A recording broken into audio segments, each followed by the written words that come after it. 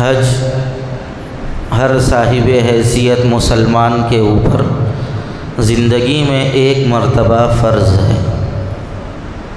جن لوگوں کے اوپر حج فرض ہو گیا ہے وہ لوگوں کو حج کرنے میں تاخیر کرنا مناسب نہیں۔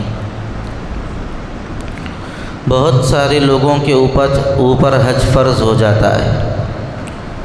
حج کب فرض ہوتا ہے؟ جب آدمی کے پاس اتنا مال ہو کہ وہ وہاں تک آنے جانے کا خرچہ اٹھا سکتا ہو اور اس دوران اپنی بیوی بچوں کا بھی خرچہ دے سکتا ہو اور وہاں پر رہنے کے زمانے میں اس کی ضروریات کا انتظام کر سکتا ہو، تو ایسی صورت میں اس آدمی کے اوپر حج فرض ہو جاتا ہے۔ ایک بڑی تعداد کے اوپر حج فرض ہے لیکن لوگ حج نہیں کرتے۔ بیٹیوں کی شادی کر کے جائیں گے، گھر بنا کے جائیں گے، کاروبار کو سیٹ کر کے جائیں گے، فلاں کام ہو گیا تو جائیں گے۔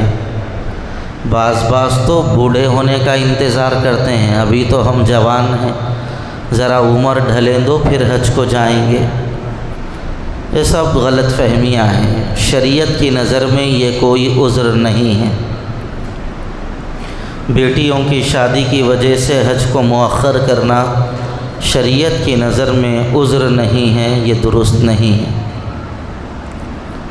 گھر بنانے کے لیے حج کو مؤخر کر دینا درست نہیں ہے۔ شریعت کی نظر میں یہ کوئی عذر بھی نہیں ہے۔ اس لیے حج فرض ہونے کے بعد حج کے اندر کوتاہی نہیں کرنا چاہیے۔